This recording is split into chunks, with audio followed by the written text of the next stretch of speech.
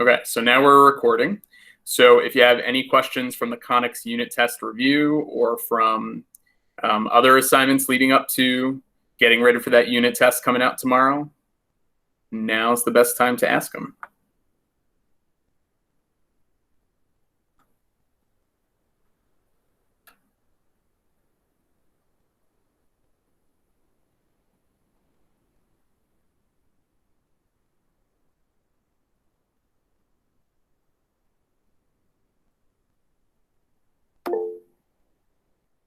Can we go over the review charts? I think that's probably a good idea, Gwen. The only thing I'll tell you about my review chart is, unfortunately, as you guys saw when I made the video, there's this like random post-it note that got copied onto this, so I'm just going to kind of work around that. We can definitely go over this. Here's what I'll say. If you guys have something more specific, we can definitely start with that. And then otherwise, I'll kind of quickly run through this maybe towards the end of our session today and talk about, here are some of the important equations, the critical info that you need. Because this chart, I mean, essentially, hasn't everything been open book at this point? I have no idea whether you guys are truly taking the test, using the honor system of not using your notes, or if you've just been, having stuff open while you take the test. But I would encourage you actually on this one, even though in class you wouldn't probably have access to this, to do something like this, whether it's using this chart specifically or some other tool to kind of organize your information, because it is a lot to put all 4 conic sections together. So I would say, yeah, filling this in and using it while you take the test is probably a good idea. So Gwen, we'll get back to that for sure. I think that was Gwen's question, right? Yes. But if you have anything else specific, oh, and I missed some of your ice creams. Grasshopper pie, that sounds good. Pumpkin ice cream is good too from Pittsburgh Dairy. Huh. All right. I don't know. I'm really loyal to Lumberjacks, guys, but I might have to try those out too.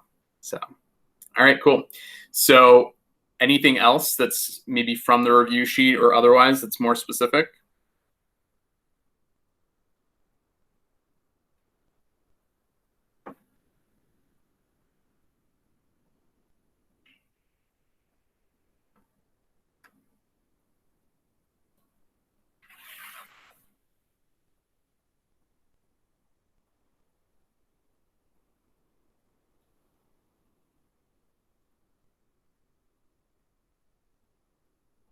Are you guys sure? I mean, there is a lot of stuff going on here with conic sections. So I can go over a specific question from the review sheet if you want to just like, hey, let's do a hyperbola together. Let's do a parabola. Haven't seen one of those in a while. It really could be anything. We can do a working backwards question. Or if there's really, really nothing out there, then I will go to Gwen's question and just start filling in the chart here with you guys. But what do we think?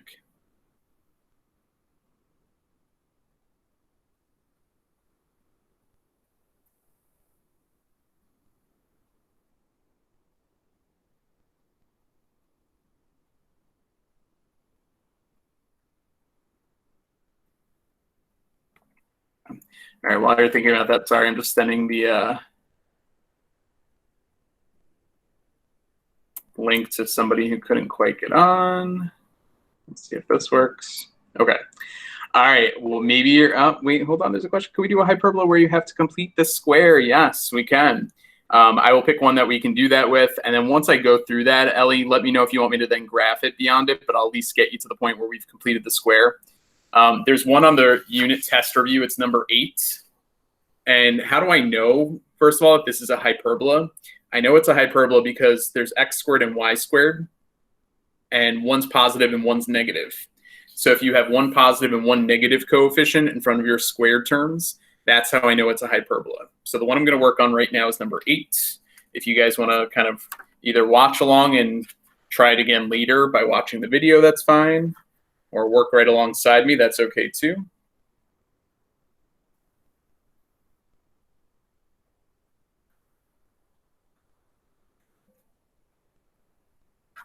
Okay, so there's the equation. And the whole idea would be to complete the square, like Ellie actually mentioned, and put this into standard form. Looks like my camera's really having a minute here trying to focus on this. So let's make sure it's all focused here. Okay, looks like we're all set. So first thing I'm going to do is I'm going to group those x terms together. I'm going to group the y terms together, and then the constant's going to get moved to the other side. So we got 16x squared minus 32x minus 9y squared plus 36y equals on the other side now positive 164. It's really easy to make a mistake in that first step of just moving the constant to the other side, so be careful with that. Okay, now that I have my groups here, before you complete the square, you have to take out the GCF, the coefficient in front of the squared terms. So if I take out 16, I'm going to get x squared minus 2x plus blank.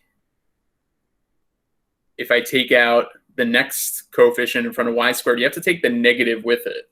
So when I take out negative 9, you now get y squared. When you take 36 and divide by negative 9, it's now minus 4y. It's another common area where students kind of lose track of that process. Taking a negative 9 from positive 36, you got to have negative 4 there, plus blank. And then the biggest difference between this and an ellipse is that on the other side, it's going to be plus blank and minus blank to keep this balanced. Because I'm adding something positive here, but when I add something here, I'm really adding a negative number. So to keep this balanced, we're going to put a plus and a minus on the other side. Okay, what completes the square for the x's? Negative 2 divided by 2 is negative 1. Squared is 1. So when I add 1 to complete the square there, it's really like adding 16. Okay, 16 times 1. Over here to complete the square for the y's, it's going to be a 4. But I didn't really add 4. I added 4 times negative 9, which is the minus 36. And from there, now we have perfect square trinomials. 16 times x minus 1 squared minus 9 times y minus 2 squared equals. If I add all these up, you're going to get a total of 144, which, not so coincidentally, because I feel like it happens a lot, is the product of 16 times 9. So the last step to get this in standard form is divide the 144 to the other side, and you get x minus 1 squared over 9 minus y minus 2 squared over 16 equals 1. Okay, so that's the process of getting that hyperbola into standard form. Either Ellie or somebody else who wants to see more with this problem, does anyone want to chime in and say, hey, keep going and find all the critical info for this one? Because if nobody chimes in about that, we'll go on to a different question.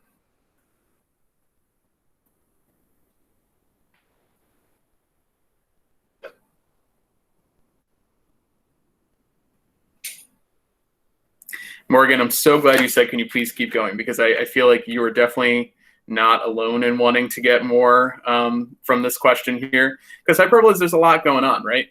The biggest thing is that with the hyperbolas, you have to write the equations of the asymptotes at the end. So from here, I'm going to say the center of the hyperbola has the coordinate 1, 2. Be careful, because if the y squared comes first, you still have to get the y value of the center from the y's and the x value from the x's. The value of a is 3 and b is 4. Okay, a squared is always first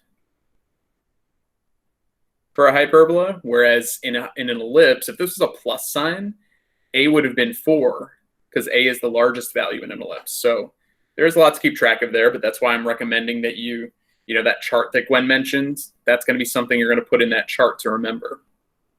For a hyperbola, the relationship between a, b, and c is that c squared equals a squared plus b squared. So in this scenario, you're going to get c squared equals 9 plus 16, which is 25. So c winds up being a nice value. It wouldn't be the end of the world if c was a radical. That kind of happens to us a lot. And the last thing I'm going to say about this hyperbola is that it's going to open up horizontally to the left and to the right. And it's because the x squared term comes first. It's really because x squared is positive.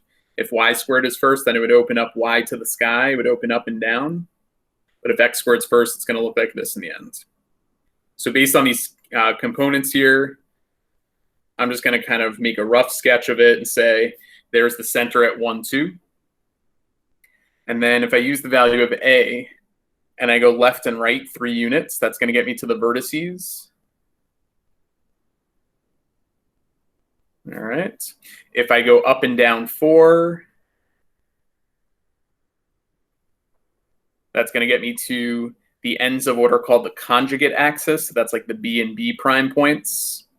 This would be the V and V prime points. What you do with those 4 points is this is where you draw the box that connects those points. Once you have that rectangle or that box drawn in, then you're going to draw in the diagonals of the rectangle. These represent the asymptotes. Make sure you do that first before you actually draw the hyperbola, because this is what the curve is going to approach. It's going to approach these diagonal lines in this format, like that. Okay. So with that graph paper, that's actually a pretty decent sketch of what we got going on here. If you don't have graph paper at home, not a big deal. You can do it on loose leaf. But otherwise, if you are able to print the tests that I send out, there will be a grid provided for questions that you have to make a sketch of. I didn't include the foci yet. Those are 5 units away. So we have to go 2 more away from those vertex points to get to F and F prime. So there are those points. And then, of course, the last main thing is writing all of these important coordinates. So I'll do that part. If I go too quick or if you have a question about something, let me know. But we need the vertices V and V prime. Those went left and right 3 from the point 1, 2. So whenever you go left and right, hopefully you're thinking that that affects the X value. If we ever go up and down, that's going to affect the Y value of the center. So if we're going left and right, it's going to be 1 plus or minus 3, comma 2. B and B prime, the ends of the conjugate axis, are 1, comma 2 plus or minus 4. F and F prime are left and right 5. 1 plus or minus 5, comma 2. Then we get that LR business. The LR equation for both the hyperbola and the ellipse are same. It's 2b squared over a. B squared in this case was 16, and then a is 3. So the total length of the LR is 32/3. What that represents, again, is it's the length of this segment right here. That length is 32/3. So since this whole thing has a length of 32/3, in a moment, I'm going to cut that in half, because from the focus, I have to go up 16/3 and down 16/3. Notice how I said from the focus. So I'm going to start with this coordinate right here, and if I'm going up and down 16/3, that's going to affect that Y value. So the ends of the LR, which I represent as E and E prime. You're welcome, Emma. Thanks for sticking around. E and E prime, we've got 1 plus or minus 5, and then 2 plus or minus half that length, 16/3. Yeah, Emma had mentioned that she had work today, so if you guys have to jump out at some point, just let me know, and that's totally fine. Last thing on those asymptotes, all this information looks similar to what we write for an ellipse. The asymptote are the equations of these diagonal lines that we drew in. They contain the center at 1, 2. So you might want to write y minus 2. And on the other side, x minus 1. We're going to use point slope form to do this. The other thing you have to do is figure out what's the slope of the line. And it has that nice relationship that we rise B and then run A to get to this point. Or I would go down B into the right A. So down B would be just be negative B over A. But the ratio B over A in this case is 4/3. So you should write plus or minus 4/3 as the slope in front of the asymptotes. And that represents both lines right there.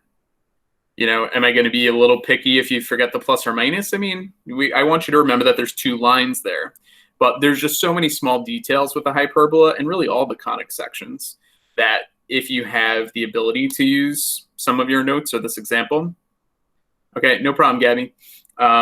If you have the ability to kind of use some notes, certainly take advantage of that and try and make sure that you're being accurate with all the information you're providing to me. So, all right, Morgan, I'm so glad you asked that again, because there's really a lot going on here. It took me a full page to complete this question here by the time I was done completing the square and listing all the key info, which is why you only had to do like a few for homework each night. But all right, anything else I can assist with?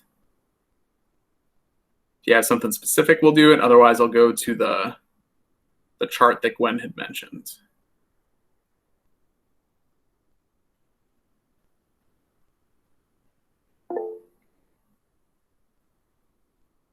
Grace has a good question saying, are the ellipse applications going to be on the test? And the answer to that, Grace, is no. I hope I'm not lying to you. I'm not intentionally lying. I don't think so. There's definitely going to be working backwards like Gabby just asked about, but the ellipse applications, like you guys had the one on the last test. We did the one with planetary motion. There was the one about the train going under the elliptical tunnel type thing. There will not be applications on this one. If I lied to you, I apologize. I'll email you with an apology, but I'm almost positive that there are no applications. There will be working backwards, though. So, Gabby, do you have one of those from the review? Anything 1 through 10? All right, Jack, no problem. Thanks for stopping in. Number 7. All right. So this is going to be number 7 from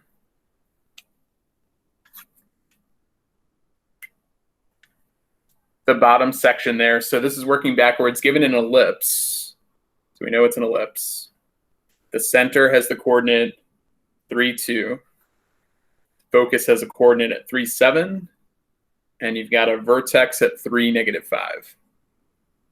If we were in class, I would have given everybody a scrap sheet of graph paper for the unit test. So if you had graph paper at home, by all means, use it while you're taking it, because I think it helps to kind of just visualize quickly, what do these points look like when graphed? If you don't have graph paper, you really can just as easily plot the points just by creating a quick set of axes here. So we've got 3, 2 is one of the points. We need 3, 7, 3, 4, 5, 6, 7 might be up here. That was a focus. And then 3, -5 would be down here at a vertex. Okay, so based on this, I want to write the equation of that ellipse. All right, so a couple things we have to remember about the ellipse. The general form, in the end, looks really similar to that of a hyperbola, but it's a plus sign in the middle. So we're going to get an answer that looks something like this. And just keep in mind, these two things are interchangeable. A is the largest of those numbers. And the way we're going to figure out where A goes is we're going to determine which way is the major axis facing. So for an ellipse, you have the major axis, the minor axis. And based on the fact that the vertex and focus are located vertically from where the center is, A is going to actually have to go underneath the Y values. So we'll do that in a moment when I get to that step. But what is the value of A? Well, I hope you're remembering that A is the distance from the center to the vertex. So this distance right here, center to vertex, is a length of 7 units. So if A is 7, then A squared is 49. We're also going to eventually need B squared. B squared, well, it's not the distance center to focus, but the distance little c is that distance there. So from 3, 2 to 3, 7 is a length of 5 units. And then the last thing you have to remember for an ellipse is the relationship between A, B, and C is that A squared equals B squared plus C squared. So if you set up that Pythagorean relationship for an ellipse specifically, you would get 49 equals B squared plus 25 is what C squared is. So you're going to get that B squared equals 24. And although that means that B is the square root of that number, you don't have to do anything further because we really just want B squared anyway. We've got B squared, we've got A squared. We know the center that was given to us way up here. And we know the major axis is vertical, which means the A squared, the bigger number, has to go underneath the Y's. So putting all those pieces together, we've got X minus 3 squared. That's going to be over the smaller number B squared plus Y minus 2 squared over A squared, which is 49, equals 1. Okay. So it's good to recall that process, right? And if you have, some info in front of you, like that chart that I told Gwen will fill in, all of this information like A squared equals B squared plus C squared, hopefully that's in your chart somewhere. So this way you can reference it and use it for questions like this. Okay. Anything else from working backwards or otherwise, guys?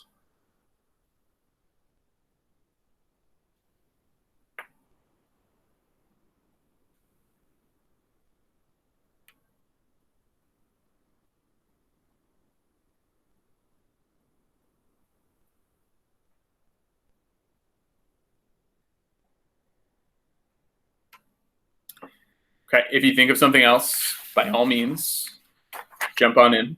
As far as the graph section goes of this chart, and I believe I posted a blank copy of this chart, maybe on the website. Maybe one of you can confirm that in the chat for me. I'm not sure if I did. I feel like I did though. I don't know. As far as the graphing part goes, I'm really not very specific usually when I do the graphs. I did, okay, thanks, Gwen. So, I mean, graph for a circle, fine. There's what it looks like. Maybe I'll be a little bit more specific for some of the others, but a circle at the end of the day has a center and has a radius length. It doesn't have to be centered at the origin, but the circle really has the least amount of info that we have to be concerned with. The equation, if I can squeeze it in here, is that x minus h squared plus y minus k squared equals, can't quite fit it, but I'll say r squared there. So the critical info that you need to know for a circle are the center and radius values. One other quick thing I'll kind of point out, though, is that if you look at the working backwards section of the review, there is a question that involves something like the midpoint formula. Midpoint is add the x's divide by 2, add the y's divide by 2. You know, why might I need that formula? If I said to write the equation of a circle, given the endpoints of the diameter, you'd have to use the midpoint formula to figure out what the center of the circle is. Okay, so you might use that for like a working backwards type question, but otherwise when you complete the square for a circle, it's gonna look something like this in the end. You should be able to tell me the center and radius based off of that. And then from there, you can make a sketch if it's required. The parabola, it's a little bit more involved, right? And I'd almost kind of separate this into two scenarios for the parabola, because you have the case where we have something that opens up or down. So you might have like the x minus h squared equals 4a. Did we use a or p? I don't remember. I feel like we used a. Sometimes like in algebra 2, I think they use p. I think we used a, so I'm going to stick with that unless somebody yells at me on the chat or something. Okay, so this is one form where the graph would either open up or would open down, and that depends on if a is positive or negative. But on the other hand, y could be squared, and that's going to be something that opens to the left or to the right. It opens up to the right when a is positive. It would open up to the left when a is negative. And I realized that I just cheated a little bit because the equations I already wrote in here. Okay, it's kind of nice to have them with the graph pictures anyway, but the equations for something in sort of standard form for a parabola would look like one of these two. You might have to complete the square to get it to look like that, but once it's in that form, the vertex is going to be the coordinate h comma k. And the other critical info that's required for, let's say, fully making the graph of a parabola would be the focus and directrix and things like that. So remember that A is distance from the vertex to the focus and that line called the directrix. So whatever this number is in the equation, we divide that by 4 to get the value of A, and then we can get to the focus and directrix. Don't forget to get to the ends of the LR, so the lattice rectum for a parabola. The equation for that is it's actually a total length of 4A, this number right here. We take the absolute value of it, because if it's negative, we want to go up and down a certain distance. You're welcome, Gabby.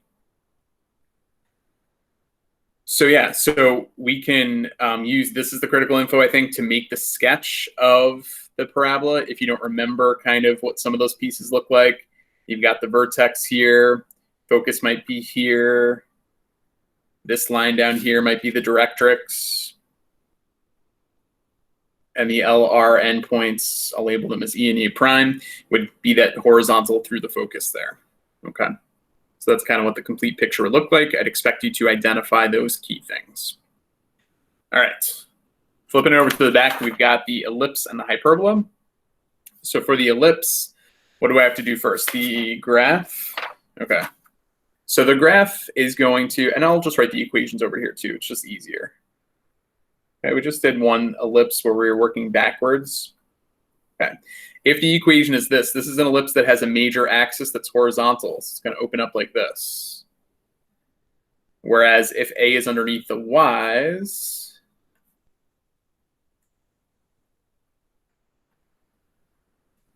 then the major axis is going to be vertical. It's going to be more of a narrow ellipse like that. Super rough sketches. You can totally judge me for my really bad ellipses there. Okay.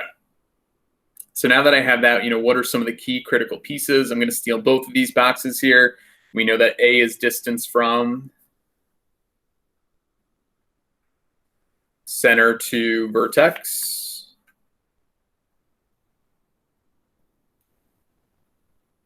B is the distance from the center to, I'm just going to write the end of the minor axis. Doesn't really have a special name, but B is center to end of minor axis. C is center to focus.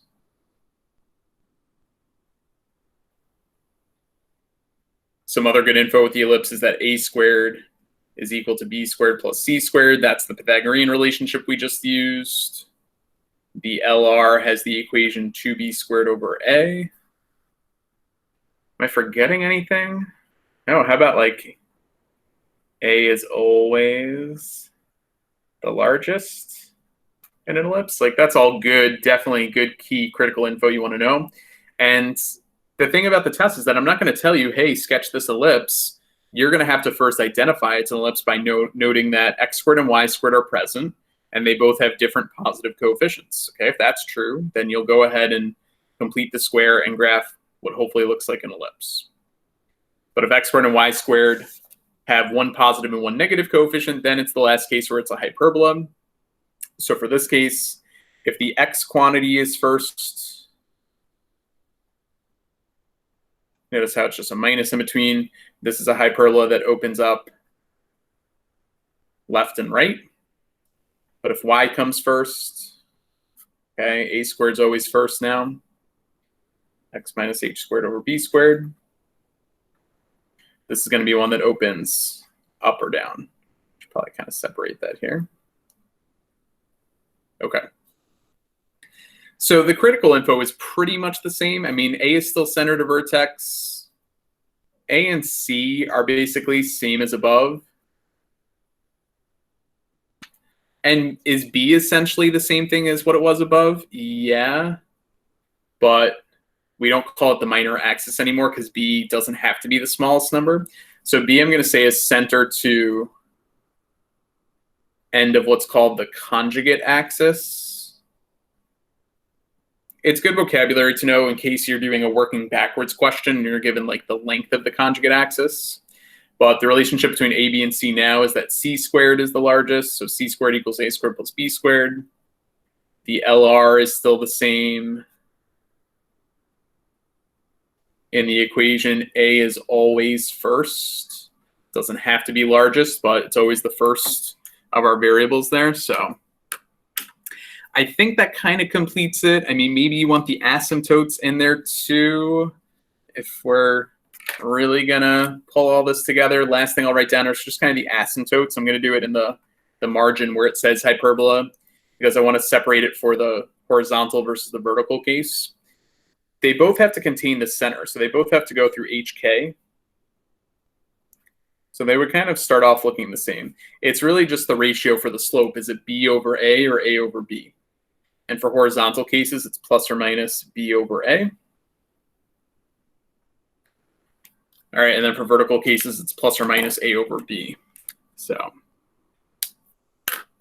that's just some conic sections off the top of my brain here. It's a lot to put together. You know, when we take this test in class, we usually actually take 2 review days, which you've had, I hope, enough time to review with the extra time I threw into the mix last week. I'm going to give you the rest of today to finish up some review items so that you feel really ready to take the test tomorrow. And I believe I wrote on the website that the test tomorrow isn't due until Friday. So some time to kind of sort out all the stuff with conics here. Anything else I can assist with that is math related?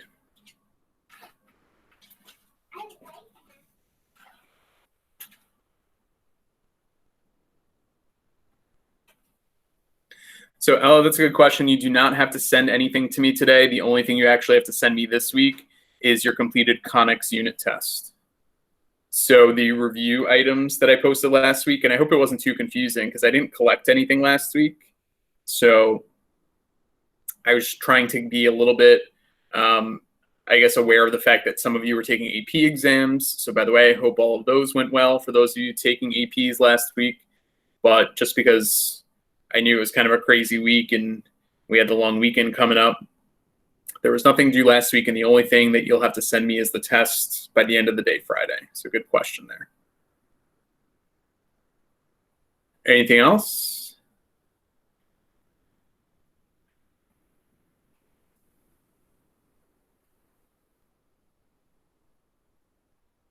Morgan, you are welcome so much. What I'll do is, if there are no, Alexis, you're welcome. If there are no questions, I'm going to stop recording.